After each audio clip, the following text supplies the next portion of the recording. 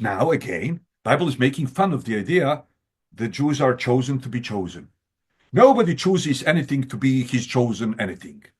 If you choose a fork, that's because you are eating French fries. But if you were eating a soup, you would choose a spoon. But then again, the spoon wouldn't be your chosen spoon, and you wouldn't put it onto a wall, and you wouldn't bow down to it saying, "Oh, my chosen spoon." No, you pick the spoon because you want to do something with it. So that's how God picked the Jews. So now there are a few possibilities. And all of this is commentary on Jonah, or Jonah in English. When God picked the Jews, was he sadistic? He knew that they will never fulfill his will, and consequently, he will be able to punish them, and he will enjoy that.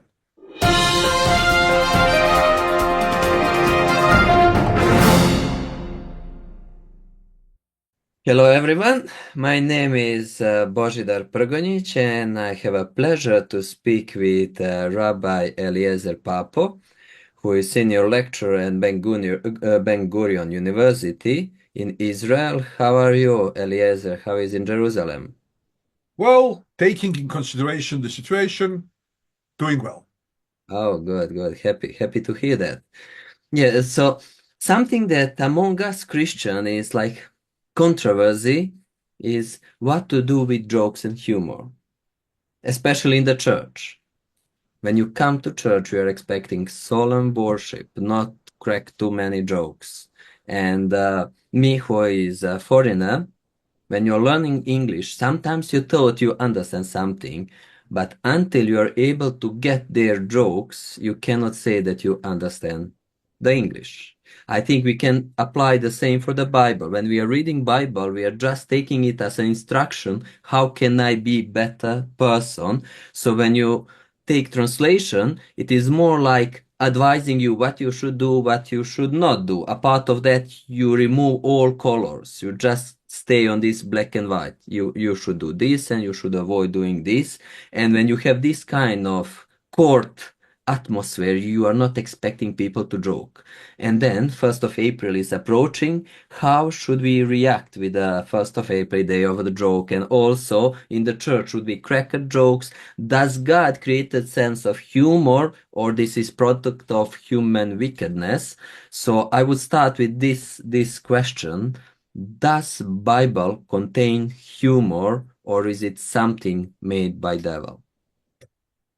Well, first of all, Bible is extremely serious. It's so serious that it contains plenty of humor. Humor is very serious thing. And Bible is using humor, first of all, to make fun of other deities.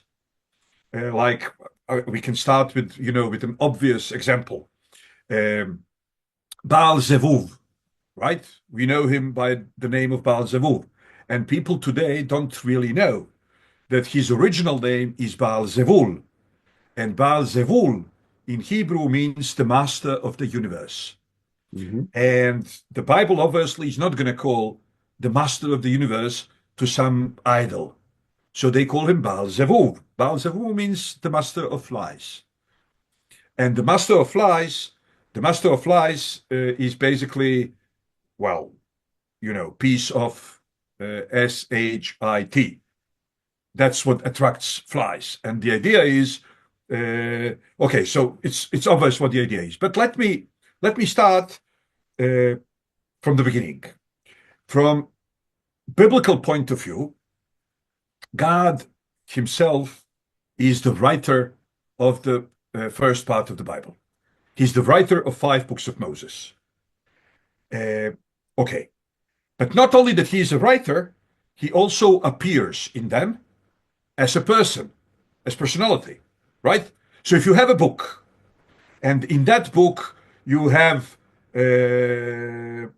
personalities, and then one of the personalities is God, and then God is in interaction with other personalities, then we actually have to ask two questions. The first question is whether God uses comics as a writer. That's one thing. whether he uses humor as a writer. And then the second question we have to ask is, when he is profiling himself, does he do it with a humor or without? So basically, when you see now, as far as Hebrew Bible is concerned, it's divided. Christians usually refer to it by the name of the Old Testament. So the Old Testament is divided into 3 parts, 3 different canons. So the first canon is 5 books of Moses, and God is the writer of them. He is not inspirer. No. He wrote the book. Moses is only the pen God used to write that book. Then in the prophets, the message is divine, but the form is human. And then in the writings, such as Psalms, Songs of Solomon, and so on, the form and the content are human, but the inspiration is divine. So we have divine book, then we have divine message, and then we have divine inspiration to the author, but it's 3 different levels. So let's start with the question, humor and the Torah, humor and the Pentateuch, humor and 5 books of Moses. So first of all, I prepared, I knew what you were going to ask me, so I prepared some texts. So let's start with them. Okay, so let's open here. I believe that this is big enough to be seen. So we are in Exodus, the 2nd book of Moses, and we are in the chapter 32. Moses is up there on the top of the mountain of Sinai, and he just received the 10 commandments and basically the Torah, the Pentateuch. And then while he is still at Sinai, the people who were told that he will return after 40 days, they said to themselves, oh, we don't know what happened to that Moses who took us out of the land of Egypt. They go to Aaron and they ask him to build for them, to shape for them idols which will represent deity which took them out of Egypt. And then look at this. How does God react? He says to Moses, Adonai said to Moshe, Lord said to Moses, go down, hurry. Your people, whom you brought up from the land of Egypt, have become corrupt. Basically, God is saying, it's not my people. It's not my project. It's all yours. I'm passing, I'm passing the project to you. So quickly they have turned aside from the way I ordered them to follow. They have cast a metal statue of a calf, worshipped it, sacrificed to it, and said, Israel, here is your God who brought you up from the land of Egypt. Adonai continued speaking to Moses, I have been watching these people, and you can see how stiff-necked they are. Now leave me alone, God says to man. This is one of the most beautiful verses in the entire Bible. Now leave me alone, so that my anger can blaze against them, and I can put an end to them. And I will make a great nation out of you instead. Why? Because God promised to Abraham, Yitzchak, and Yaakov that he will make great nation out of them. So if Moses doesn't agree to divine destruction of Israel, then God cannot fulfill his promise. So God is basically offering Moses collaboration. And he says, let me destroy them, and I can still fulfill the promise through you. And then Moshe pleaded with Adonai, his God. And he said, Adonai, why must you anger blaze against your own people? It's not my people, it's your people, whom you brought out of, it wasn't me, it was you, whom you brought out of the land of Egypt with great power and a strong hand. Now, Moses is even quoting, because on many places in Bible, God says, I brought you out of the land of Egypt with great power and a strong hand. So now when God says to Moses, the people whom you brought out of the land of Egypt, Moses says, me? as far as I can remember, it was you, with great power and a strong hand. Why let the Egyptians say it was the evil intentions that he led them out to slaughter them in the hills and wipe them out of the face of the earth? In other words, he says, okay, I see you are angry. Yes, they should be punished. Maybe they should even be destroyed. But let's think rationally. If you destroy them, you will destroy your own fame. What will the people around us say? Because, look at this, he says, turn from your fierce anger, relent, don't bring such disaster on your people. Remember Abraham, Yitzchak, and Israel, your servants, to whom you swore by your very self. You promised them, I will make your descendants as many as the stars in the sky, and I will give all this land I have spoken about to your descendants, and they will possess it forever. Basically, he's telling him, I'm not going to collaborate. So if you want to keep the promise, it's without me, right? But he's not saying this openly. So what we can see is that, first of all, what we can see is that God and Moses and God treat Israel as their child. So, just as in a normal family, sometimes it's the father who wants to give up on child and the mother doesn't allow. And sometimes it's the mother who wants to give up on the child and the father doesn't allow. But they are both counting that the other one will not allow it. So, he says, Adonai then changed his mind about the disaster he had planned for his people. Now we will switch to another place. This is the fourth book of Moses, Numbers 11, chapter 11. And it says, look at this is beautiful. Next, the mixed crowd that was with them grew greedy for an easier life. While the people of Israel, for their part, also renewed their weeping and said, if only we had meat to eat. We remember, and now look at this is beautiful. This is one of most human verses in the entire Torah. We remember the fish we used to eat in Egypt. It cost us nothing. Okay? And the cucumbers, the melons, the leeks, the onions, the garlic. But now we are withering away. We have nothing to look at but this man. Man is the bread which was falling from the heaven.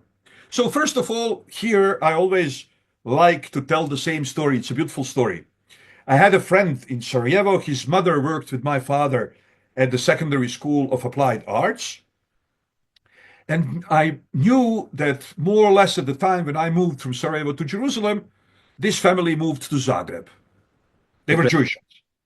And then all of a sudden, I meet the lady in Jerusalem, and I'm like, what are you doing here? And she's like, oh, we went to Zagreb, but I never loved Zagreb, so it's even better to be here. And I'm like, okay, so how do you like it here? And she says, well, they don't have plums for Knedelach. Okay, now I'm thinking, Yugoslavia in flames, Bosnia in flames. She left Sarajevo, went to Zagreb. She left Zagreb. She came here. And this is self-protection. When people live in cataclysmatic times, when people live in catharsic times, when people live in eschatological times, they have to concentrate on something small to keep on going. So she concentrated on Knedelach, or plums for Knedelach. Knedelach is kind of sweet, sweet thing that we eat in Bosnia. So in any case, what happens here is people here are threatened by God's presence on deepest psychological level. Why? Because they are totally dependent on God. They even can't eat without food coming from heaven. So it's not usual human dependence where, you know, generally we all depend on God, because if there is no rain, there shall not be grain. If there is no grain, then there is no bread. And if there is no bread, no, these people can't make anything on their own. Even the bread comes from heaven. That means that they are challenged because they are painfully aware of divine presence. They are painfully aware of divine existence. So they need to recalculate the distance. So they concentrate on something else. And then they are in hysteria. Now, what's beautiful is, this is what the people are saying. Here comes the objective part of the narrative, where the storyteller of the Bible, God himself, is telling us that the man is not that bad, really. And it says, the man, by the way, was like coriander and white like gum resin. The people would go around gathering it and would grind it up in mills or pound it to paste with mortar and pestle. Then they would cook it in pots and make it into loaves that tasted like cakes baked with olive oil. When the dew settled on the camp during the night, the man came with it. Now what happens? Moses heard the people crying, family after family, each person at the entrance to his tent. Massive hysteria. These are the people who saw with their own eyes 10 plagues of Egypt. And they saw with the people who didn't know how to swim. They saw the Red Sea split in front of them. They went through the sea the way you go through the tunnel. And now they want some onions. Now they want some cucumbers. Now they remember that fish was for no money in Egypt. And now look at this. This is beautiful. Moses heard the people crying. Moses asked Adonai. Now look at this. Now here, Moses, the mother of the people, okay, look at what he says. Why are you treating your servant so badly? Why haven't I found favor in your sight so that you put the burden of this entire people on me? Now he speaks like a mother. Did I conceive this people? Right? Was I their father? No, you are their father. Was I their father so that you tell me, carry them in your arms like a nurse carrying a baby to the land you swore to their ancestors? Doesn't have anything to do with me. It's you and their ancestors. Bye. I'm giving up. I want out. Okay. So where I'm going to get meat to give to this entire people. Oh, okay, so now we see that the mother of the people, or the wife of the household, she is not really giving up, but she is bothered with the question how to provide the meat, because she really cares about them and she wants to provide, because they keep bothering me with their crying and saying, give us meat to eat. I can't carry this entire people by myself alone. It's too much for me. If you are going to treat me this way, then just kill me outright, please. If you have any mercy toward me, and don't let me go on being this miserable. Adonai said to Moses, bring me 70 babysitters. Okay, so basically, okay, I see what's the problem. You can't deal with them alone. Now God is a patriarchal father. So he's not saying, okay, so I'll change their diapers. No, obviously he's not going to do that. But the mother can't either. She said, okay, bring me 70 of the leaders of Israel, people you recognize as leaders of the people and officers of theirs. Bring them to the tent of the meeting and have them stand there with you. I will come down and speak with you there, and I will take some of the spirit which rests on you and put it on them. Then they will carry the burden of the people along with you, so that you won't carry it yourself alone. So, if the technique used to describe these two parallel stories, in one of which God is giving up on people, and in the second one, Moses is giving up on people. God acts as divine father, and Moses acts as popular mother. If you don't recognize that these things are written in a very humoristic manner, then you have a problem. Now, let's see other examples. I want to show you. Wait, let me see. Yeah, look at this. This is beautiful. God signed. Now here, in both of these stories, we are not speaking only about God using humor, but also about God profiling himself as a personality in the book, which has sense of humor. But now look at this. This is beautiful. God, here we are in the first book of Moses, but it's not going to work in English, so I'm showing it in Hebrew. This is Bereshit, or Genesis, 17th chapter of the first book of Moses. And it says like this. God signed the contract with Abraham, and the contract was that he will give to his seed the land and the blessing. But then the seed came about, and the seed was NG. No good. Ishmael was NG. He wasn't good. Now, God doesn't change, right? So how can he change his covenant? Well, easy. Let's say that you have a firm which is called Facebook, right? Then the candidate for the president of the United States wants to charge you with something, right? Then you change the name to Meta. Now you are new legal personality. Okay, but God doesn't change. Oh yes, but he can always change Abraham. So the book, the 17th chapter of Genesis says, and Abraham was 99 years old, and God appeared to Abraham, and he told him, I am Almighty, right? And then he says, your name shouldn't be Abram anymore. It should be Abraham. So I'm adding you an age. And your wife, Sarah, she shouldn't be Sarah. She should be Sarai.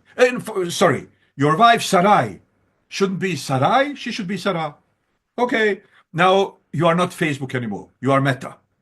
You are not Twitter anymore. You are X. Okay, now we are signing the new contract. What does the new contract says?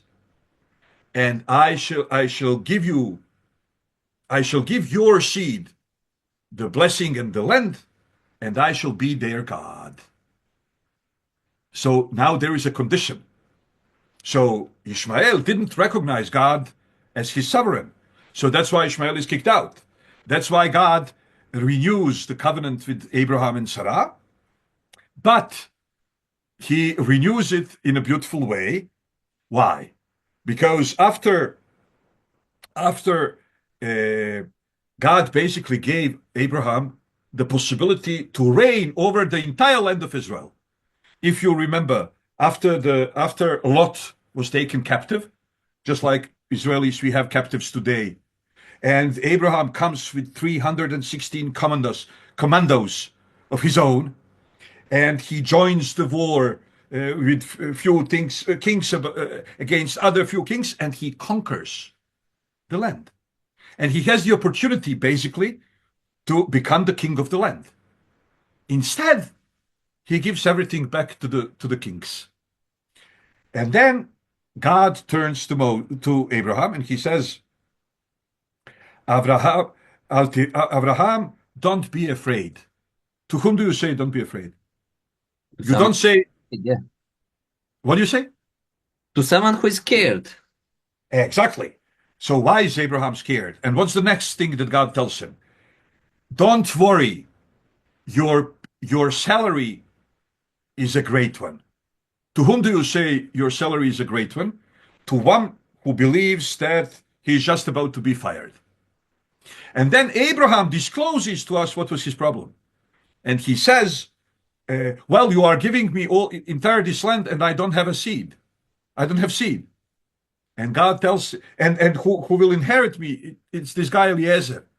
And God says, no, who comes out of you, he will inherit you. And Abraham says, how do I know that I shall inherit it? And God is like, what the heck? I just gave you the entire country. You just inherited it today. You gave it up. I can give it back to you tomorrow. God says, you know what? Let's go to the lawyer. I'll sign in front of the lawyer. So how does God make this beautiful joke? He says, okay, take the pigeon and the sheep and the calf and whatever, split them into two. Put two sides, two parts on two sides, and I will pass in the middle and take the oath. Now, in the ancient Middle East, when somebody took an oath, he would, if it was a very important thing, then people wouldn't believe that somebody would do that.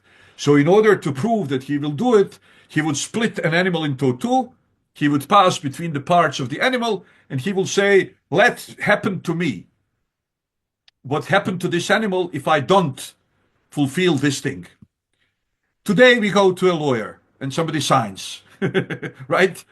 You don't, for example, if you go to a bank and you take 500,000 pounds mortgage to buy an apartment, you don't need to kill a cow and to pass between two parts of the cow to impress the director of the bank. Why?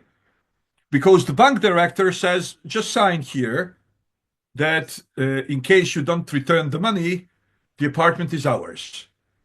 So today we go to the lawyer. But at those times, there was no way to secure. So people would take an oath in such a way. But God, who has a beautiful sense for humor, he says to Abraham, okay, you know what? Let's go to the lawyer. Okay. Now look at this. This is a beautiful thing. Where does it say? Okay. Look at this. For example, in the chapter, you know what? Let me open it so that everybody can see it. What was it? Chapter 17 of Genesis. So I'll do it like this. Duplicate. And now we will open chapter 17. It's easier. Okay. Do you see it? Yes, yes, yes, yes. Okay, so look at this. I will make my covenant between me and you, and I will increase your numbers greatly. Abraham fell on his face, and God continued speaking with him. As for me, this is my covenant with you. You will be the father of many nations. Before that, it was supposed to be one nation, but Ishmael didn't work out. Okay, so now it's more than one. Your name will no longer be Facebook, but your name will be Meta, or your name will no longer be Twitter, it will be X. Because I have made you the father of many nations. So there is one nation, Ishmael, but they are not a part of the covenant. And now there is a new nation, Yitzhak. I will cause you to be very fruitful. I will make nations out of you. Kings will descend from you. I'm establishing my covenant between me and you, along with your descendants after you, generation after generation, an everlasting covenant. Now, this is new. This was never mentioned before. To be God for you and your descendants after you. This is why there is new covenant. Because Ishmael didn't recognize God to be his God. I will give you and your descendants after you the land in which you are now foreigners, all the land of Canaan as a permanent possession, and I will be their God.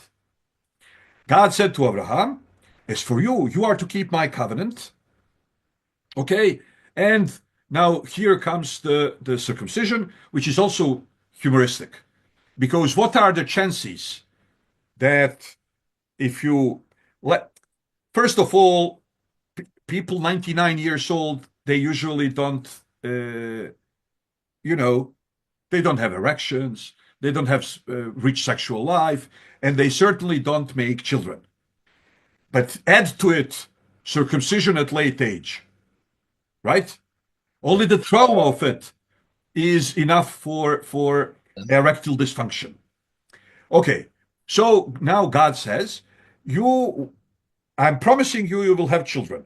Now let's make this almost impossible, so that the miracle will be even greater. Now go and circumcise yourself. Okay, and look at this. This is beautiful. God said to Abraham, as for Sarah, your wife, you are not to call her Sarai. Her name is to be Sarah. I will bless her. Moreover, I will give you a son by her. Truly, I will bless her. She will be a mother of nations. Kings of peoples will come from her. At this, Abraham fell on his face and laughed. Now, how do you say laughed in Hebrew? Yitzhak. Yeah. Yitzhak. Okay. He thought to himself, will a child be born to a man 100 years old? Will Sarah give birth at 90? Abraham said to God, it's a beautiful thing that you are promising me this new son, but let Ishmael be alive in front of you. Right? So he says, if only Ishmael could live in your presence. God answered, no, but Sarah, your wife, will bear you a son, and you are to call him Yitzhak. He shall laugh. Why? Because Abraham laughed in his... So here God is making practical joke. You laughed when I told you you will have a son, so your son will be called a laughter. If this is not practical joke, again, I'm Queen of England. Now, look at this. Okay, so I'm closing this. Mhm. I'm going back to here. Let's say Genesis 21. This is beautiful. Vatomer Sarah, Tzeho kasali Elohim. And Sarah said, God made me a joke. Kol hashomea yitzhak li. Whoever hears about this will laugh to me. Will laugh to me. Yeah. Yitzhak li. And then God comes and says, oh, and by the way, when you do give birth to a child, you should call him will laugh. Because you said everybody will laugh to me. Okay, again, practical joke. But now look at this. This is Genesis 27. And we know the story. Yitzhak wants to bless Esau, and he sends him out to bring, to hunt, and to bring him a delicious meal that he will, be inspired and bless him for that. And then, when you read the Bible in English, you cannot appreciate the Hebrew play of words. But in Hebrew, in chapter 27, in the verse 35, it says, Vayomer achi kara shemo Yaakov. And he said, well, that's why he's called Jacob. Vaya'akeveni ze pa'amayim. Now you see, Yaakov, Ya'akeveni. Okay, now that means he passed me from behind 2 times already. So Yaakov means to overtake, to pass from behind, right? Just like on the road. So he passed me from behind. So there is a connection between the name and the fact that Yaakov actually et bechorati lakach, he took my how do you call it in English? Primogeniture. Yeah, I really Firstbornness. Firstborn benefits or something like that. Yeah. Okay. So I believe there is a Latin term, primogeniture. And ve'ine ata lakach birkati. And now he took even my blessing. Okay, now look at this.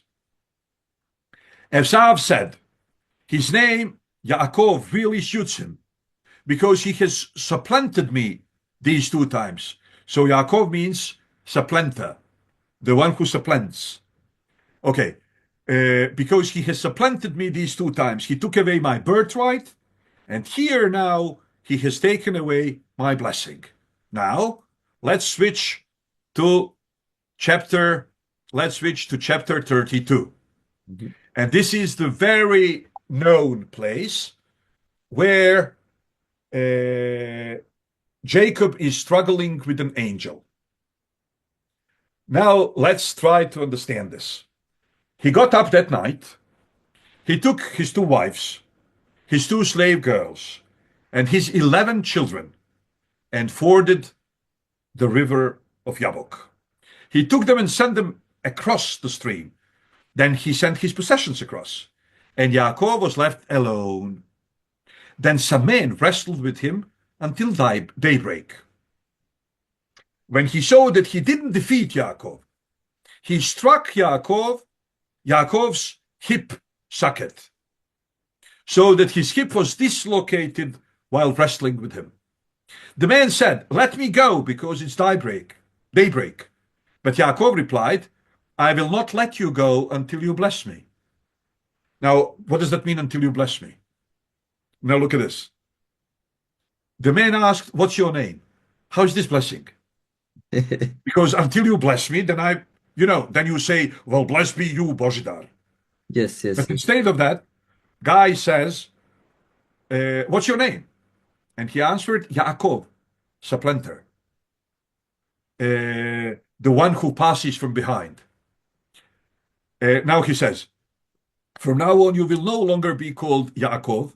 You will no longer be called the one who overtakes, the one who passes from behind, because you have shown your strength to both God and man and have prevailed." Okay? Yaakov asked him, "Please tell me your name."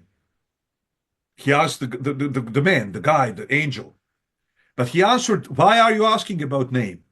And blessed him there. Now, how is this blessing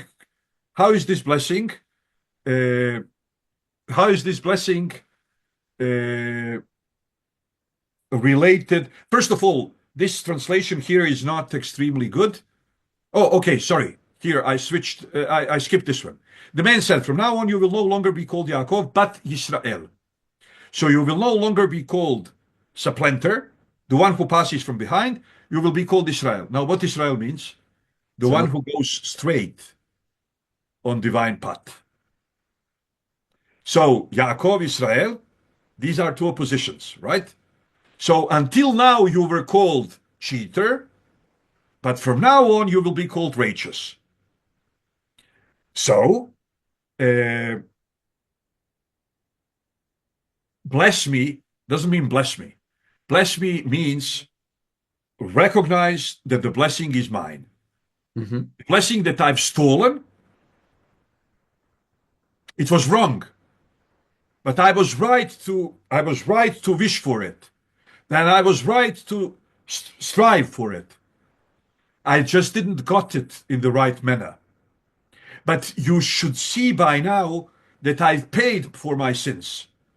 And the same way I cheated my brother, I cheated my older brother, I was cheated and given an older sister instead of the younger sister.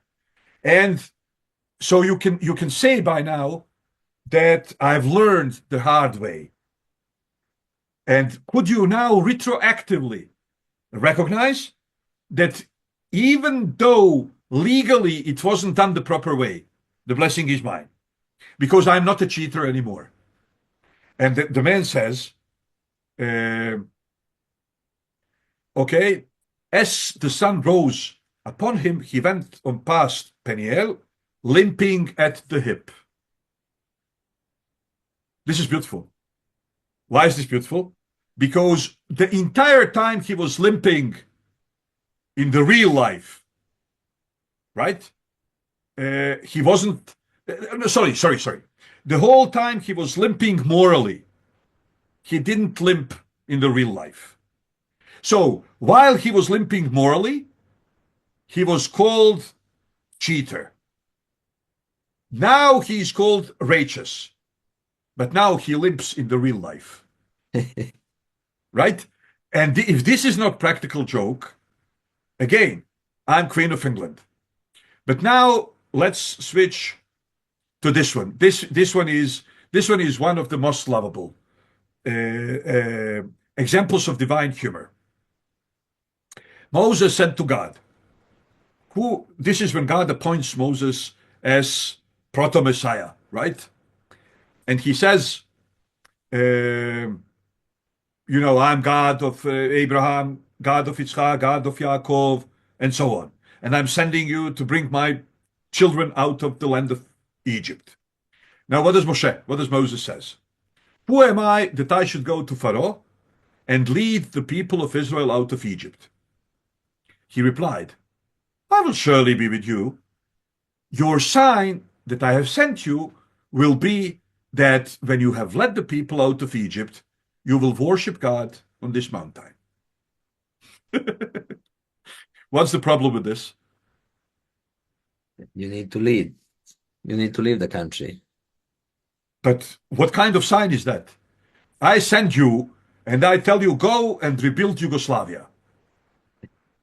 And you say, who am I to do it? And I say, oh, don't worry, I'll be with you. And you want the sign that you will be successful? Well, once you are done, you will get back to this place and I'll give you some cake. That's not a sign. I want the real sign. I want when I come to Egypt and I say to the people of Israel, God of Abraham, Yitzchak, and Yaakov, send me to you. I want the heaven to open. I want meteorites to start falling. Then when I go to Pharaoh and I tell to him, God of Israel has sent me. I want the day to turn into night. That's signs. Now look at this. Moses said to God, after God told him, this is the proof that I have sent you, you will be successful and we will meet here after everything. And that's the proof. So look at Moses. He says, Moses said to God, look, when I appear before the people of Israel and say to them, the God of your ancestors has sent me to you, and they ask me, what's his name? What am I to tell them? Now, this is catchy. And people in the West can't really grasp this because they think in a Western way. They don't think in ancient Middle Eastern Egyptian way. Now, we have to understand Moses is an Egyptian prince. So Moses thinks in an Egyptian manner, where if you have the name of God, you have power over God. So give me your name. And then, because if you think about it rationally, this is not a password. Why? Because Moses is Jewish, just like everybody else. So if the Jews know the name of God, and Moses knows the name of God, it's no proof. Because he's Jewish just like them. And then, if Jews don't know the name of God, and Moses knows the name of God, it's no proof. Because I come and I say, Kuzumuzu sent me to you. And you say, who? So this is not speaking in a Western manner. This is speaking in an Eastern manner, where to have the name of God is to have power over God. So Moses is basically saying, I want to be sure that when I come there and I start speaking in your name, you will not neglect me and you will not ignore me. So give me power over you. And what does God say? God said to Moses, Ehyeh Asher Ehyeh. I shall be what I shall be. Now, what does that mean? You can't have power over me because I'm absolutely sovereign. I'm absolutely sovereign. I'm absolutely sovereign. That means that I myself don't know what I will choose to be. As an absolutely sovereign being, I can pick in any moment what I feel to do. So there is no way you can know my name. Right. And he added, no, God starts loving his own joke. And then he says, here is what to say to the people of Israel. Ehyeh, the one who shall be, has sent me to you. God said further to Moses, say this to the people of Israel. Yud-Heh Vav-Heh. Now, this is development. Okay, so first of all, we have to understand that according to archaeological excavations, the name Yud-Heh Vav-Heh was in use amongst the Midianites. Moses is married with the daughter of a Midianite priest. So he already knows the name Yud-Heh Vav-Heh. Now God is making play of words because Yud He Vav He is how the Midianites refer to God. So they started with Yud, which refers to the third person, he who will be. Then God translates this into first. If they refer to me, he who shall be, then I am who will be. But then he says, you know what? Let's make their name more meaningful. And now all of a sudden, Yud He Vav He, the tetragrammaton, doesn't mean anymore what it meant amongst the Midianites. In Hebrew Bible, it receives the new meaning. It's play of words on all three different times: future, past, and present. So Yud He Vav He basically means the one who was, the one who will be, who was, and who is. Again, this is a joke.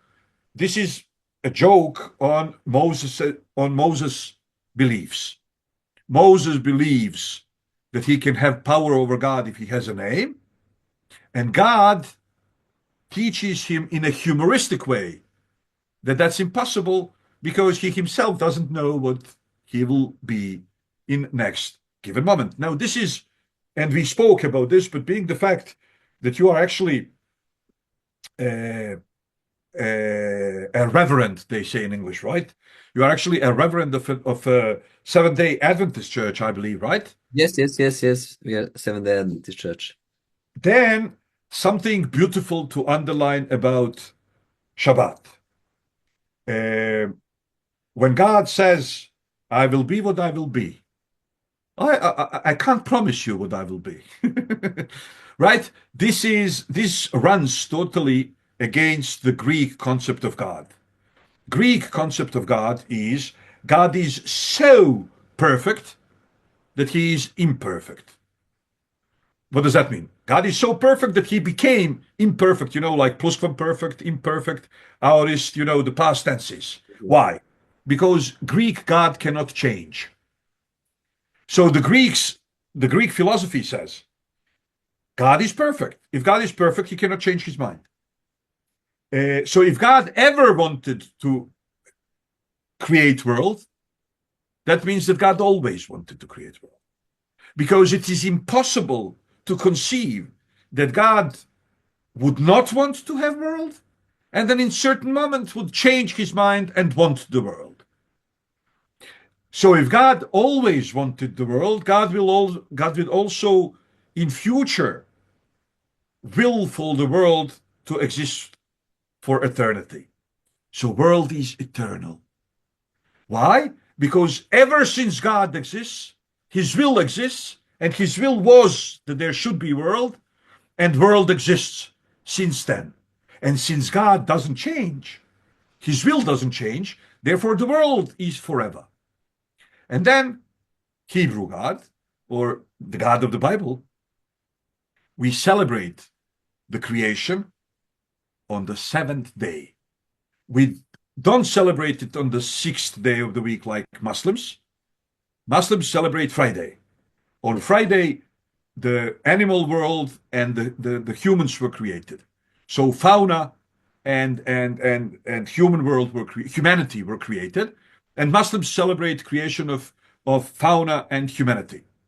Now, Christians, besides the Seventh-day Adventists and the Jews, obviously, the Christians celebrate the first day of creation.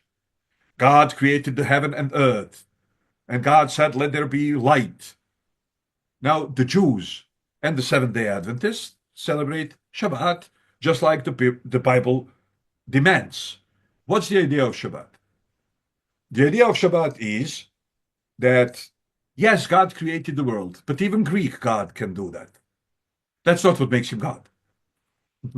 What makes him God is that he can stop creating. He is absolutely sovereign. Now, we don't grasp how can you be perfect and sovereign at the same time, right? But there's a beautiful Bosnian joke about that. We have those two characters, Suljo and Mujo, So there is a joke which says, Sulio asks Muyo, and he says, "What's this?" And he says, "I don't know. You tell me." He says, "I don't know either, but here it comes again." So, I don't know, but here it comes again. The Hebrew Bible says we do know that God is perfect, but we don't think that we need to immobilize him in order to make him perfect in our mind. We know that he is two things parallelly. He is perfect and he is sovereign. And being sovereign, he is alive and he can pick whatever he picks. And this is very, very, very, very biblical concept. God is absolutely sovereign. But now, speaking of Jacob, I want to show you a beautiful, speaking of Jacob becoming Israel, or cheater becoming righteous, or overtaker, right, becoming the one who goes straight. This is a verse from Hosea. Hosea chapter 14, verse 10. And it says, look at this. The introduction to the verse is even worse than the rest of the verse. It says, let the wise understand these things, and let the discerning, the people who understand, know them. So he's just about to tell us something that you need wisdom in order to understand it. He's going to tell us something profound, something that asks for the ability of discerning.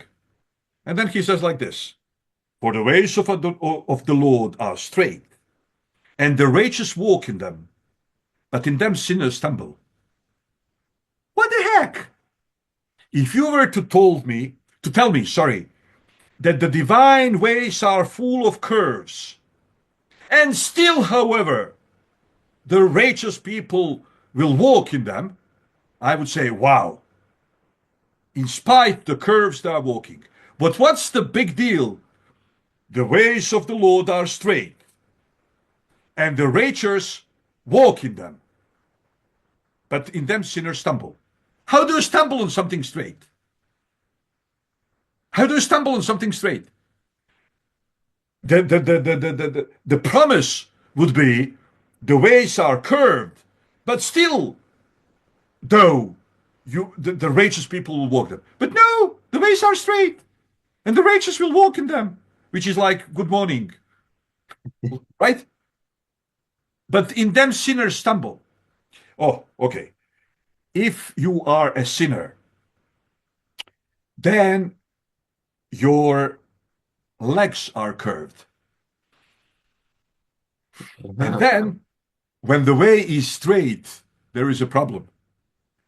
A sinner with his curved legs can walk better on a curved way, but he falls and stumbles when the way is straight.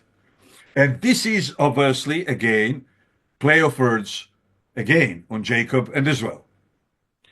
But now let's go to the cherry. Let's go to the cherry. The cherry is, you never knew, but there is an entire book in the Hebrew Bible which is humoristic. From the first to the last letter, the entire book is humoristic. And people don't know it. Why? Because They don't know Hebrew. exactly, they don't know Hebrew, but not only they don't know Hebrew, they don't have the spirit with which to get to the book. Because if I give you now the red hat, and I tell you that this is the most profound metaphysical wisdom of ancient people, it will be hard for you to understand that I was lying and that this was actually a fairy tale. Because you will look for symbolism and you will say the wolf means this, and the red hat means this, and the grandma means this, and the hunter means this, and this and that. But the solution is much easier. The solution is much more simple. It's a fairy tale. Now, people take the Bible to be the book of history. It's not the book of history. Now, people take Bible to be, for example, when people open the first chapter of the Bible, they think it's about divine recipe for the creation of the world. Well, it's not. How do we know it's not? Because it's not a recipe book. God is not Biden. He's not forgetful. He's never gonna forget how he created the world. He also doesn't have aspirations for us to create other worlds. And he's not writing a recipe book. But what he is writing, he's writing a book of Weltanschauung, you say in German. In other words, the book which will provide you the right, the righteous outlook, the righteous way of understanding the world. So the entire story of creation of the world is subjugated to Shabbat. Why? Because Shabbat is the way to underline that God created the world, but he still runs it. And he can stop doing creation because he's absolutely sovereign. So people, when I say that people don't know how to get to the book, is they don't recognize. First of all, Bible is literature. Even when it's legal book, and even when it's philosophical book, and even, or let me put it this way, even when it deals with law, and even when it deals with philosophy, and even when it deals with metaphysics, it's always literature. There is not a single book, there is not a single chapter in a single book, there is not a single verse in a single chapter in a single book which is not literature. Now, literature has different techniques, and there is plenty of humoristic techniques, and Bible is using all of them. Bible is using parody, and it's using burlesque, and it's using grotesque. You remember the king who was killed in the WC, in the bathroom, you know, with his intestines coming outside and so on. Bible is using grotesque as well. Is there one-liner jokes, like play with names and this? Because we see that he's using names, but is there any name that is funny by itself? Of course, how do we call the lady who brought the children of Israel into the city of Jericho? Rahab? Yeah, what Rahab means in Hebrew? Yeah, I think wide or Yeah, the wide one or the broad one.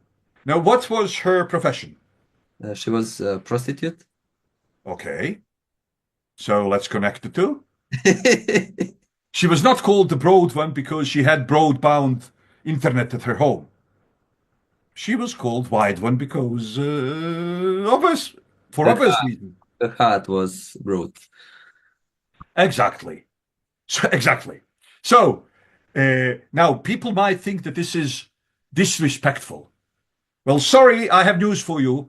God is not disrespectful, and these are books that he wrote or at least inspired. And these are obvious jokes in those books. For example, we said that Baal Zevul, the master of the universe, becomes master of lies. But then God knows that the same joke doesn't make you laugh twice. So then the wife of Ahab, who was originally called Itat Zevul, which means the wife of the Baal Zevul, the wife of the master of the universe, no, the woman of the master of universe, right? And she was very devoted Baal worshipper. So she's called Itat Zevul. Now they are not going to call her Itat Zevuv now, which would mean the wife of the fly. Why? Because it's not funny anymore. So now she's called Izebel, which means not even trash. Less than a trash. Now, anybody who knows a bit of Hebrew knows that Izebel is not a name. Izebel is pun on her real name. Her real name is the woman of the master of the universe. The pun name ascribed to her in the Bible is not even trash. Less then a thresh. Now you have the same name, same noun, Zevul, which means universe. One time we convert Zevul into Zevuv, which means fly. Another time we convert Zevul into Zevel, which means thresh. And this is technique. Now, sometimes it's funny, sometimes it's not funny, but it always helps understanding. So I'll show you, for example, and there was a man who was called Elimelech. Yeah. Now, Elimelech in Hebrew means God is my sovereign. Okay. Then this loyal suzerain of the God of Judea, at the first moment of famine, he goes to Moab. So his name is actually ironical. If God was his king, he would never leave the land of Israel because of the famine, right? He would, as a leader of the people, he would think why the people were punished with famine. And then he would strive to change their ways, to make them change their ways. Now, his wife is called Naomi. Naomi means the beautiful one, the delicate one. And they have two sons, Mahlon and Chilion. And Mahlon and Chilion got married with two Moabite girls. The name of one of the girls is Orpah, and the name of the other girl is Ruth. And then they both die, and Naomi wants to go back to the land of Israel, and she's followed by her two daughters-in-law. And then she says, come on, girls, be realistic. Even if I was to lie with a man today and have children with him, would you wait for those children to be 15 years old to get married with you by the time you will be 40? Go home, back to your parents. And then Orpah turns her back on her mother-in-law and goes back. And Ruth says, no, your God is my God. Your people is my people. Your country is my country. Wherever you go, I shall go with you. Where you eat, I shall eat. Where you lie, I shall lie. But what's the meaning of the name? Well, Orpah means back. Oref in Hebrew means back. Yes, So yes. Orpah is Becky. So Becky turned her back on her mother-in-law. But then Ruth in Moabite means inheritance. Okay. So inheritance came back with her mother-in-law and established the seed of her husband at his inheritance, at the inheritance of his fathers. And then beautifully, what was the name of Ruth's husband? Mahlon. Yeah. Mahlon in Hebrew means the one who is forgiven. And what's the name of Orpah's husband? Chilion. Chilion in Hebrew means the one who is finished with. Ah, okay. So you see that basically Bible is also literature.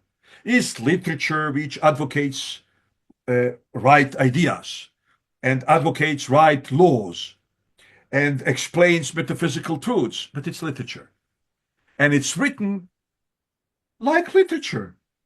And it contains also these literary techniques which were typical of Middle Eastern literature. So now let's concentrate on a single book, which in its entirety is a humoristic book. And by the end of this experiment, we will also decide what kind of humoristic literature this book belongs to. So, the word of Adonai came to Yonah. Yonah in Hebrew means the pigeon. What's the pigeon symbol of? Symbol of peace. The end of divine wrath. Yeah. Because the flood was finished, not when the raven came out, but when the pigeon came out of, right? So this is what's important. Symbol of the end of divine wrath. So even before we started reading the book, we know that divine wrath will end. Because Yonah means pigeon. And pigeon symbolizes the end of the flood, not the beginning of the flood. Okay, so the word of Adonai came to Yonah, the son of Amittai, or in English, the word of Lord came to pigeon, the son of truth lover. So now we have two things, right? On one side, we see that Yonah is supposed to be the symbol of peace, the symbol of end of divine breath. But on the other side, he is, how to call it? He is anxious. Mhm. Okay. Set out for the great city of Nineveh. Now, what does Nineveh mean in Hebrew? It is pond of fishes, something like that. Yes, oasis of fish. Now, oasis of fish, but then Yonah doesn't go, and then the fish swallows him. Because if a prophet swallows his own prophecy, you see, if the prophet is supposed to go to the world, but if the prophet swallows his prophecy, then the world swallows the prophet, Oh, because the prophecy should swallow the world. But if you swallow the prophecy, then the world swallows you. Okay, so, and proclaim to it that their wickedness has come to my attention. But Yonah, in order to get away from Adonai, which is like, what? This is obviously a parody on the very idea of the prophet, because we have two reactions when the God promotes somebody to become a prophet. We have two typical reactions. One reaction is, who am I to go? And then God says, don't worry, I'll be with you. Or the other reaction is, here I am, send me. But there is no such a thing as, I'm not telling you, but I will just fly away. Okay, so no, look at this. But Yonah, in order to get away from Adonai, prepared to escape to Tarshish. He went down to Jaffa, found a sheep headed for Tarshish, paid the fare and went aboard, intending to travel with them to Tarshish and get away from Adonai. However, Adonai let loose over the sea a violent wind, which created such stormy conditions that the sheep threatened to break to pieces. The sailors were frightened, and each cried out to his God, not yet to the real God, but each one to his own God. They throw the cargo overboard to make the sheep easier for them to control. Now we know the sailors from literature, and we know the sailors from life. And in both cases, they are not really righteous people who cry out to God and who throw their own cargo before throwing other people. Uh, as a topic of literature, we would expect sailors to come, take Yonah, and throw him away immediately. Why should I throw my belongings and not throw some man that I never saw? Meanwhile, Yonah had gone down below into the hold. Because when you are trying to escape from God, right? We're going to darkness. And where he lie, fast asleep. The ship captain found him. Now, the ship captain is like everybody here is outside of himself. This is Titanic. And the ship is just about to sink. And you are sleeping. So he told him, what do you mean by sleeping? Get up. Call on your God. Maybe the God will remember us and we won't die. Then they said to each other, come. Now, the sailors, they want to establish in impartial, consequently non-subjective, consequently objective way, who is the one at whom God is mad. So, come, let us draw lots to find out who is to blame for this calamity. Now, they don't say the ship is ours, so it's not us who are guilty. Let's throw the strangers. No, they say let's objectively establish, semi-objectively, or the closest thing to objectively, decide who is. They draw lots, and Yonah was singled out. They said to him, now, look at these sailors. They are not throwing him immediately. People are afraid for their life. Maybe Titanic will not sink if they just throw Yonah. No, these people are over moral. So they say, tell us now, why has this calamity came upon us? Now, usually, God punishes people for what they do in their line of work. Where are you from? Because maybe this is some country that God hates because people behave in a hateful way, like people of Canaan or like Amalekites. What is your country and which is your people? He answered them. Now, what was their first question? What's your job? Yeah. He says, I'm a Hebrew. So he's a professional Jew. Right? And I fear Adonai, the God of heaven, who made both the sea and the dry land. Well, if he created both the sea and the dry land, why the heck you believe that you can escape from him to Tarshish? Because God has sovereignty only over Israel. But if you go abroad, then he can't do anything to you? Okay. At this, the man grew very afraid and said to him, what's this that you have done? For the man knew he was trying to get away from Adonai since he had told them. Now, what he told them is a total absurd.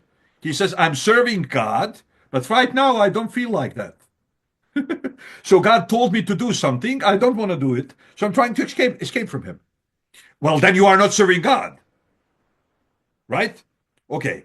They ask him, what should we do to you? Now, even after he admitted that it's because of him, and he told them why, still they are not throwing him. So they say, what should we do to you so that the sea will be calm for us? For the sea was getting rougher all the time. This is the narrative of the Bible. For the sea was getting, right? Narrator of the Bible. Pick me up, he told them, and throw me into the sea. Then the sea will calm for you, because I know it's my fault that this terrible storm has come over you. Nevertheless, even now they are not throwing him. The men rowed hard, trying to reach the shore. But they couldn't, because the sea kept growing wilder against them. Finally, they cried to Adonai. Now they are not crying anymore to their gods. Now they recognize that there is God. So Jonah is basically a very successful prophet. Exactly. He didn't come there, as a preacher, telling them the story. No, they saw from his life, being the fact that he is persecuted for forsaking the word of God, they understood that there is such thing as God. Right? So look at this. Finally, they cried to Adonai, please, Adonai, please, don't let us perish for causing the death of this man, and don't hold us to account for shedding innocent blood, because you, Adonai, have done what you saw fit. Then they picked up Jonah and threw him into the sea, and the sea stopped raging. Seized with great fear of Adonai, they offered a sacrifice to Adonai and made vows. Now we switch to the chapter 2. Look at this. Adonai prepared a huge fish to swallow Jonah. And Jonah was in the belly of the fish for 3 days and 3 nights.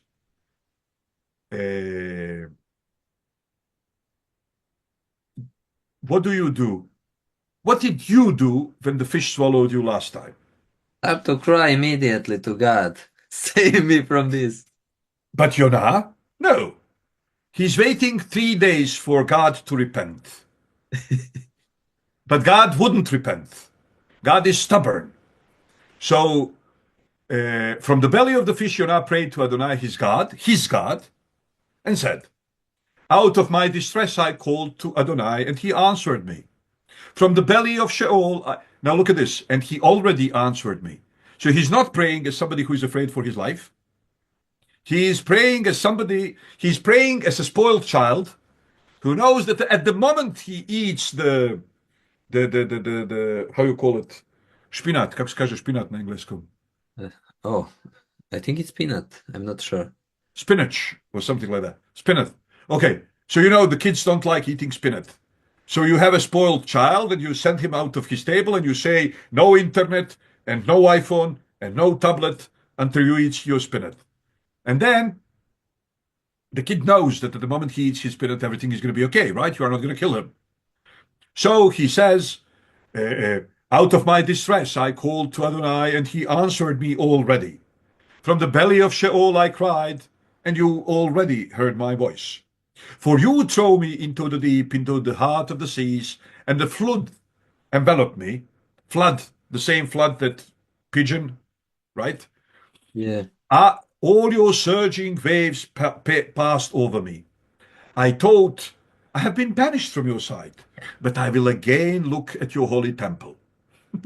Third day in a fish. The waters surrounded me, threatened my life. The deep closed over me, seaweed twinned around my head.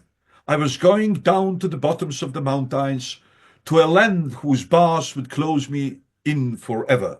But you brought me up alive from the pit. He's not asking. He's stating the fact that he's already saved. Adonai, my God, as my life was ebbing away, I remembered Adonai. And my prayer came into you. It's not gonna come. It already came. Into your holy temple. Those who worship vain idols give up their source of mercy. But I, speaking my thanks aloud, will sacrifice to you in future when I return to Jerusalem. What I have vowed, I will pay. Salvations come from Adonai. Okay? Now, this is the strangest prayer ever. No sign of distress whatsoever. He is totally sure that he is already saved because he just decided to eat his spinach. And then the word of Adonai came to Yonah a second time. Set out for the great city of Nineveh and proclaim to it the message I will give you. So Yonah set out and went to Nineveh, as Adonai has said. Now, Nineveh was such a large city that it took 3 days just to cross it. So it's like New York. You know, it's 5 boroughs, not only Manhattan. This is 5 boroughs of New York. Now, Nineveh was such a large city that it took 3 days just to cross it. Yonah began his entry into the city and had finished only his first day of proclaiming, in 40 days Nineveh will be overthrown. Now imagine this. The prophets come to Israel in morning and in evening for 10 years, 40 years. Nobody hearkens to them. Nobody listens to them. But Yonah, not so. He's total stranger in the city. Nobody ever saw him. It's a huge city. It's New York. Now, Yonah is at Manhattan. He stops at the corner of 5th Avenue and 37th East. And he says, Arbod Arbaim Yom Veninveh Nepachet, 5 words. 40 days more and Nineveh shall be destroyed. And then the buzz in Manhattan stops. Everybody believes him immediately. Right? When the people of Nineveh believed God, this is the most successful prophet in history. First of all, he convinced the people on the boat. Now he convinced the people of Nineveh. But he never preached to them 10 years. He went silently for 1 day walking distance, stopped on a single spot, and said a single sentence. And what happened? Yonah began his entry into the city and has finished 1-way walk and proclaimed, in 40 days Nineveh will be overthrown. When the people of Nineveh believed God, they proclaimed a fast and put on sackcloth, from the greatest of them to the least. When the news reached the king of Nineveh, now what do we expect the king to say?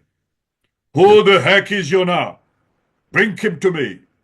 Then Yonah is supposed to say, God of Israel has sent me to you. And the king is supposed to say, God, I'm the God here. But look at this. When the news reached the king of Nineveh, he got up from his throne, took off his robe, put on sackcloth, and sat in ashes. Doesn't need even to see Yonah. He believes immediately. He then had this proclamation made throughout Nineveh. By decree of the king and his nobles, no person or animal, herd or flock, is to put anything in his mouth. When is the last time we heard about animals fasting? Never. Never. To eat nor drink water. They must be covered with sackcloth. Come on. Sackcloth on a man makes sense, right? Because we have delicate, sensitive skin. Sensitive skin, and then instead of silk, and instead of whatever you put, when you put something like sackcloth or whatever is the English word which I don't know how to pronounce, sackcloth. When you put sackcloth, it's like Utah, right? So it's hurting you, basically. But how does it help a cow? How does it help a sheep? Right? No, but the king says they all should dress sackcloth, and they all should stop eating and drinking. They must be covered with sackcloth, both people and animals. And they are to cry out to God, right? Especially the sheep, with all their might, right? Especially the cows. Let each of them turn from his evil way, especially the bulls, and from the violence they practice. I'm as violent as a sheep, right? Who knows? Maybe God will change his mind, relent and turn from his first anger, and then we won't perish. Then God saw by their deeds that they had turned from their evil way. He relented and didn't bring on them the punishment he had threatened. Now, for the first time in history of prophecy, we have a successful prophet. Non-successful prophets were happy with their lot because they were serving God. But Yonah, the only successful prophet in the history of prophecy, is not happy with his lot. But this was very displeasing to Yonah, and he became angry. He prayed to Adonai. Now, this is first time in history that somebody is praying that God should destroy. Not that God should not destroy, but rather that God should destroy. So, now Adonai, didn't I say that this would happen? When I was still in my own country.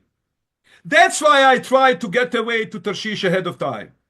I knew you were a God who is merciful and compassionate, slow to anger, rich in grace, and that you relent from inflicting punishment. Now he's converting all divine effects into defects. This is first time in the history of biblical literature that merciful, compassionate, slow to anger, rich in grace, relent from inflicting punishment are considered to be God's misgivings. So basically he's telling him, well, I was right, you see, because I knew you were never going to destroy them. Because I knew that you were a God who is merciful and compassionate, slow to anger and rich in grace, and that you relent from inflicting punishment. Therefore, Adonai, please, just take my life away from me, because if you are not going to kill them, then kill me.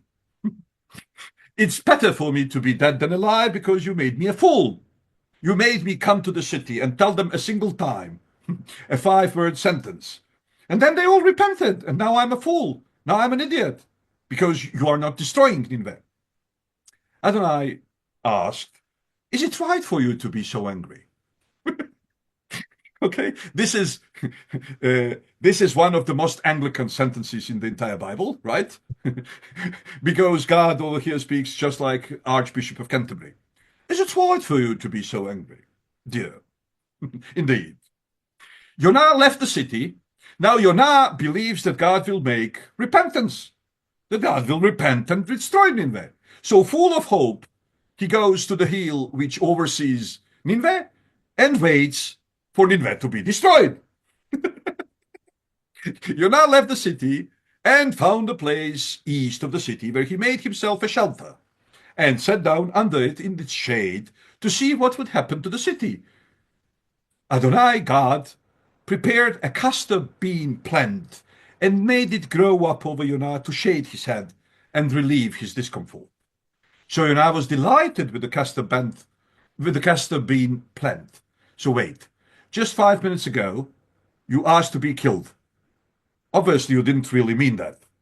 Because if you are happy that you have natural shelter over your head, this doesn't disclose depressive, maniacal, suicidal, right?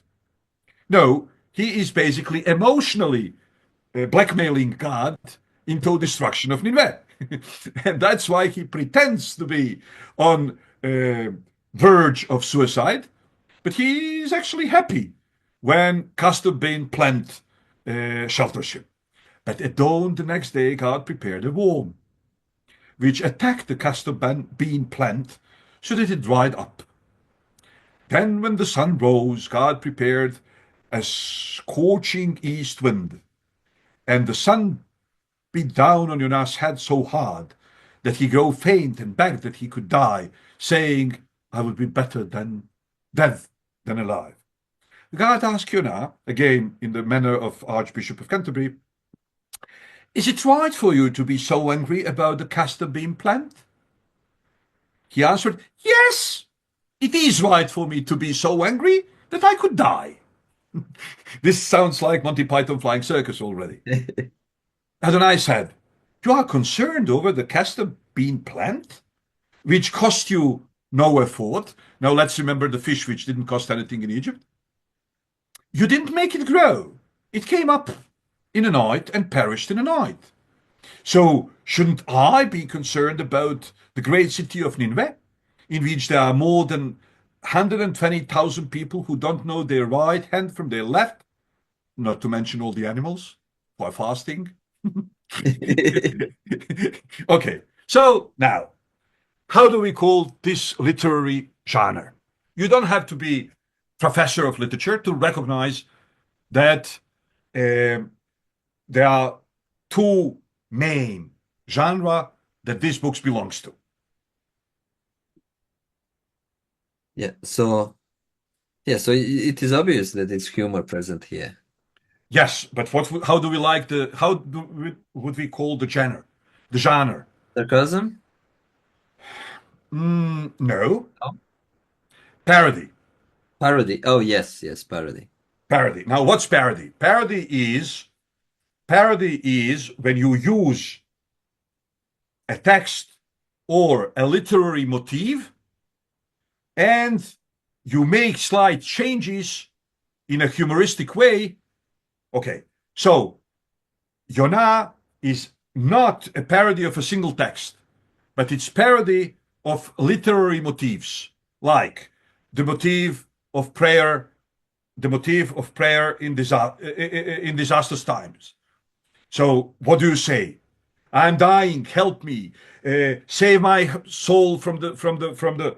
No, he says, and I'm already saved, and I will bring my sacrifices whenever I come to Jerusalem, which I thank you for, by the way, right? So it's parody of appointing the prophet. It's parody on prophetic service. It's parody on, and so on. Now, so am I diminishing the Holy Bible? Am I making fun of the Holy Writ? Am I disrespectful to the Holy Scripture? Not more than God himself, obviously, because he is the one who inspired the book. What's the idea of the book? First of all, the book is making fun of Jewish ethnophilitism. Now, coming from Balkans, you know what's ethnophilitism.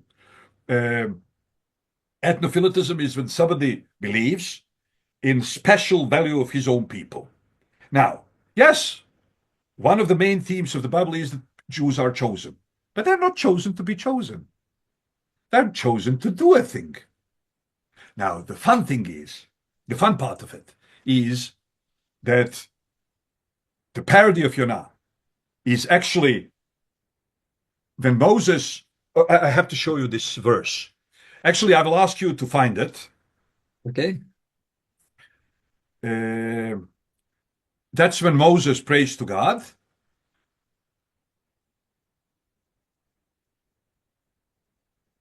Let me just find the verse. Okay, it's the Exodus 33, 16. Exodus 33, 16. Can you open it for everybody? Oh, Maybe. yes. It's easier if everybody sees it. Bible, but okay. Exodus 33. Yes. 16, but we shall start maybe with, I don't know, 10, 11, 12. Yes. Okay, here it is.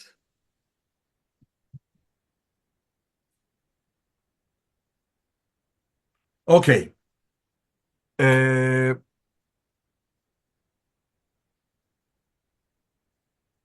then Moses said to the Lord, "See, you say to me, bring up this people, but you haven't let me know whom you will send with me. Yet you have said, I know you by name, and you have also found grace in my sight. Now therefore I pray, if I have found grace in your sight, show me now your way, that I may know you, and that I may find grace in your sight, and consider that this nation is your people." Now wait. And he said, God answers, "My presence will go with you, and I will give you rest." And then he said to him, if your presence doesn't go with us, God just told him that the present will go with him. But look at what Moses says. If your present doesn't go with us, do not bring us up from here. For how then will it be known that your people and I have found grace in your sight? Except you go with us. And now goes the most important verse. So we shall be discriminated, your people and I. Here says separate, but no, it's not separate. The Hebrew Bible says, so we shall be discriminated, your people and I, from all the people who are up on the face of the earth. Now, what does that mean? We shall be discriminated? Because up to that moment, up to the Moses prayer, it goes very easily. If you follow God's will, you are blessed. People see that you are blessed. They ask, why are you blessed? Oh, I'm following this. We shall also follow that. Then if you don't follow God's will, you are forgotten, and end of story. Now Moses says, I'm asking for discrimination for bad and for good. If we are doing good, then let us be discriminated for good, and let everybody imitate our ways. But if we don't do what we are supposed to do, don't throw us away. Curse us, so that by our curse, it will be known to the nations of the world that your name is called upon us. And then they will learn through it the way they would learn from our blessed state. But don't ever give up on us. Have us blessed or have us cursed, but always stay with us. And if you are not going to be with us, for good or for bad, for any type of discrimination, then just forget about the story. Don't play with us. And this is Yonah. What's Yonah about? It says, even when Jews are supposed to be the priests to the world. Now, you yourself are a reverend, right? So you know what's the difference between a priest and a monk. Monk goes to a Mount of Athos and he lives there, but God never said he wants the people of Israel to be monks. No, he wanted them to be priests. Now, what do priests do? Priests are there to be middlemen between God and the people. Now, the nation of priests means the nation who is middleman between God and peoples. Now, what the book of Jonah says, when Jews mediate, then they are blessed for their mediation and people. But when Jews don't mediate, then they are cursed. And anyways, divine will is done and people learn from it. So the sailors learned from Jonah's misbehavior more than they would ever learn from his behavior. And then the people of Nineveh learned more from this eccentric prophet than they would ever do from a normal prophet. So what do we see? We see that God wants to convey a beautiful and important idea, that Moses' prayer was accepted, and that there is a people who will be access of knowledge of God in the world. And those people will not be left over to circumstantiality, but they will always be either obviously blessed or obviously cursed. And from them, and from their status as blessed or cursed, everybody else will always know there is God. There is a story that Napoleon once asked Metternich, I believe, or something like that. I can't remember he said, is there any proof that God exists? And the other guy told him, the Jews. So yes, the Bible and the fact that, uh, but now again, Bible is making fun of the idea the Jews are chosen to be chosen. Nobody chooses anything to be his chosen anything. If you choose a fork, that's because you are eating French fries.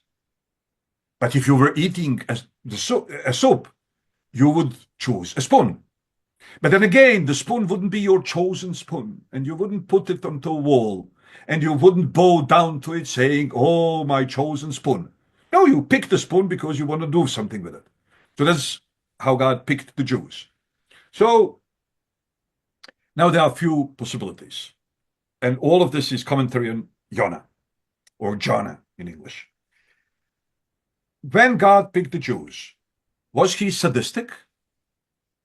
He knew that they will never fulfill his will, and consequently, he will be able to punish them, and he will enjoy that. Maybe he was masochistic. They will never listen to him, so he can always be embittered and always quatch about it, like, oh, those people, there are people who enjoy that. But no, it doesn't sound extremely divine to be masochistic or sadistic. So maybe Jews were picked to do exactly what they did. Oh, that's a possibility. Now, what did they do? They were actually a group of slaves in the country of Egypt. They never had material culture like pyramids and whatever valley of kings and that kind of stuff. They didn't even have army. They didn't even have police. In their own language, they said to themselves, they didn't have CNN, they didn't have BBC, they didn't have Twitter, they didn't have Facebook. Everybody else was bowing down to Paro, and they said, oh, this is a joke. Okay. And then 4,000 years later, everybody says it's a joke. Now, the Egyptians, when you go to Egypt, even Egyptian Arabs, and certainly the real Egyptians, the Copts, the descendants of Paro.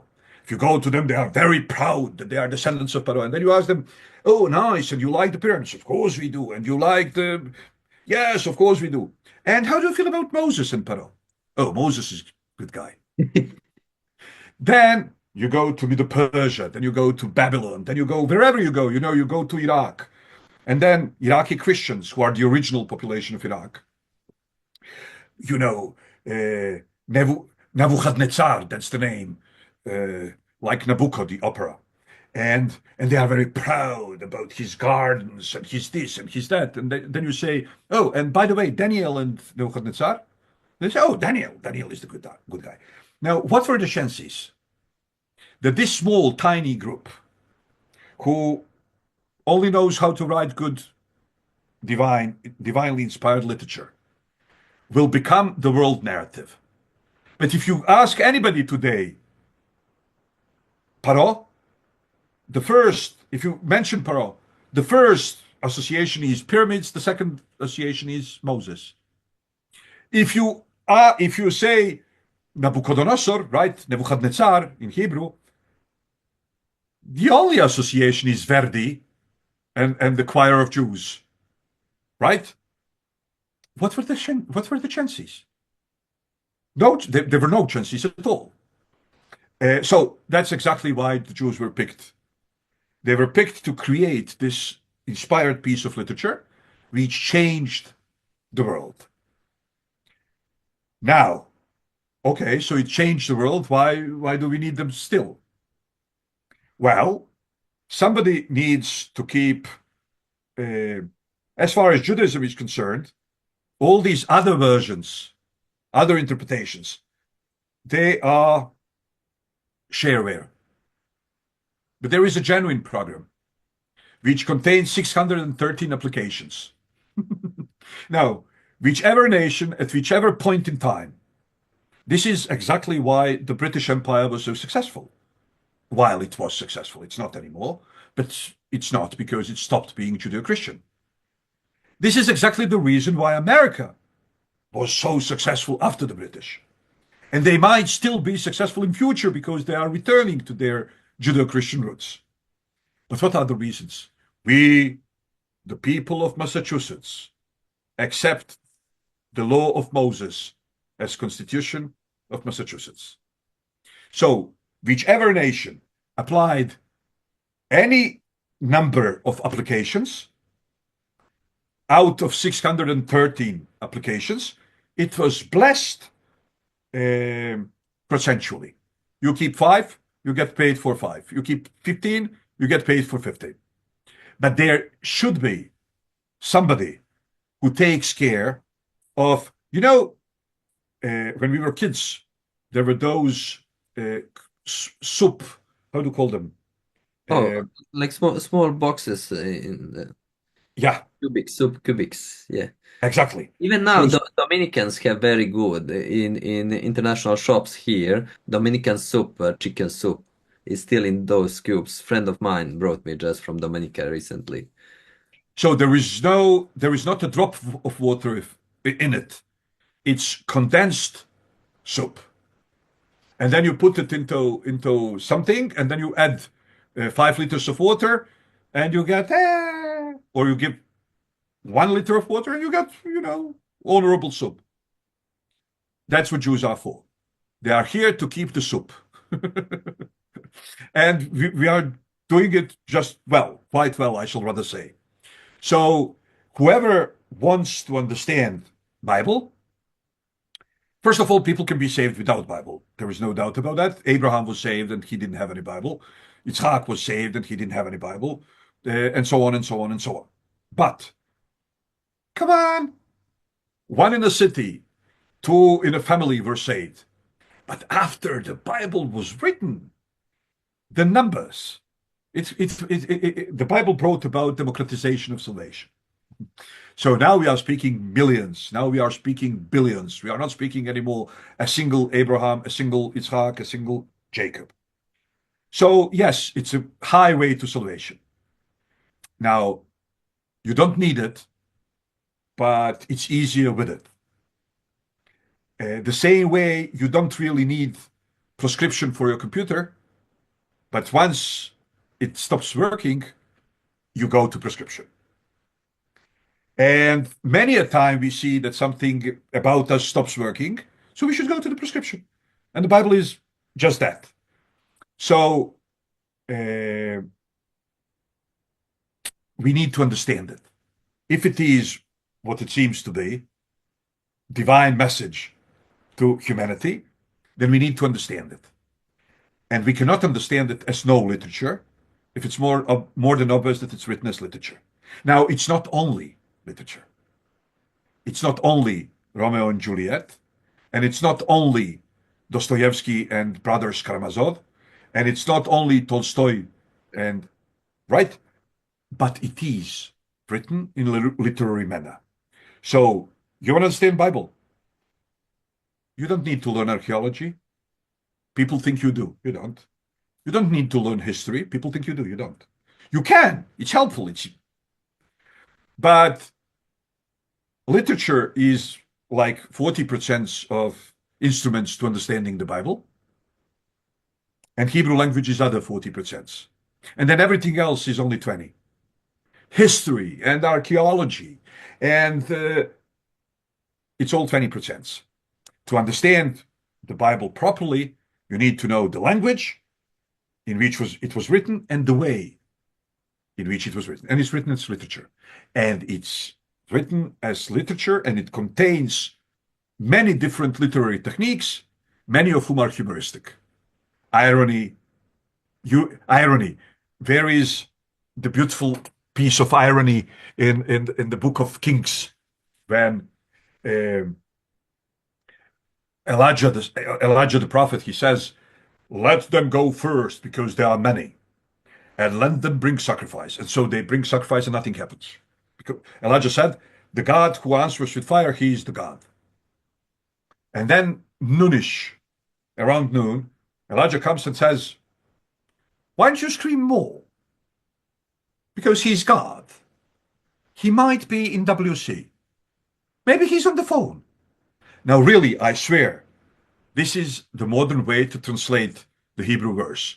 Because Hebrew verse says, Vechisiglo, maybe he is under immediate duress. In other words, maybe he's in the bathroom. Vehisiachlo, maybe he is engaging a conversation. So how do you translate that verse in modern English? Why don't you scream more? Because he's God. He might be in WC. Or in the middle of phone conversation. But he's certainly God. That's irony. What's irony? Irony is when you are saying A, but you have in mind Z. Okay? So that's irony. So we have everything. We have grotesque. We have burlesque. We have irony. We have sarcasm. We have everything. And it's pity that people don't really go to the first bookstore and buy a book on how to call it, introduction to literature, and apply that to Bible. They would understand it much better than all those commentaries which are oriented on ways in which Bible was not written. Because people think that,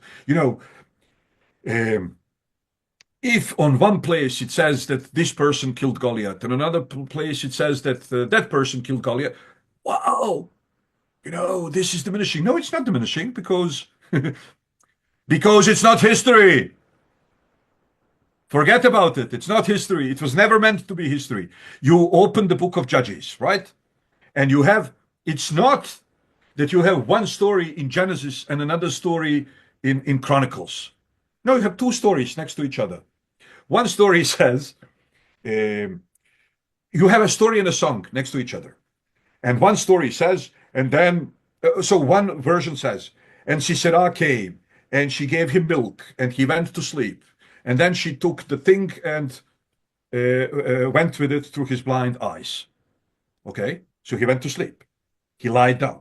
The other story says, no, he was metrosexual. She gave him the utensil with milk. And then she came with a thing, right? But he was so metrosexual that he couldn't really throw away the milk. And then she goes through his blind eyes while he's standing. Now, what's the truth? Who cares? This is not a book about Sisera. Forget about it. Who cares how Sisera died? What's the message of the book? The message of the book is, if you don't have a king, then woman will make miracles. Foreign woman will make miracles. It's anarchy. You don't have a system. That's the message of the book. And on every 2 pages, there is a verse which says, and in those days, there was no king in Israel, and everybody would do whatever they wanted. So this is the message of the book. Or, for example, you have 2 stories how David came to Shaul's court. First, it says, Shaul was depressive. Saul, whatever is his name in English, Saul was depressive. And then somebody told him, oh, there is this kid called David. He's the son of Yishai, and he is a beautiful musician. And then they brought David. And then next chapter. It's not first book and finished second book. Next chapter. It says, and David was no musician, he was a shepherd. And he was shepherding the flock of his father, and there was a war, and Goliath, and he comes and he says, okay, give me, I'll kill him. And then Saul says, who is this kid? So he never saw him. Why these 2 stories are next to each other? Oh, to teach you that you need to learn there are different ways of reading different biblical books. So one way is like this. And the books of Samuel, Samuel 1st, Samuel 2nd, should be read like that. So you need to know when you close each eye. Then there are books which are supposed to be read like this. On YouTube. No, not on YouTube. Like on iPhone, you have music, right? Yeah. So you can randomly play, or you can play from the beginning to the end, or you can play circularly. So there are biblical books which are supposed to be read in circle, like the Book of Kings, because you never understand Solomon if you read it only from the beginning to end. You need to read it from the end to beginning. Solomon starts as the king of David and ends up as female reproductive organ worshipper who made from a guy who created temple for God, he ends up as also creating temple for foreign gods. But if you read it only this way, you don't get it. So you have to read from the end to the beginning, and then again from the beginning to the end. So these so-called contradictions, they are not contradictions because this is not history book. If this was history book, these would be contradictions. But this is a masterpiece literary work aimed at providing you with proper way of understanding the world and with proper set of laws. So that's the way to read it. Okay, I think we can stop now. It was a long way to Tipperary. Thank you very much. It is one of the rare. Usually, when you have a Christian and Jew, or Christian, Muslim, Jew, whoever, when you mix these three Abrahamic religions, always it is cause of debate and fighting each other. And this is something that I don't think is productive.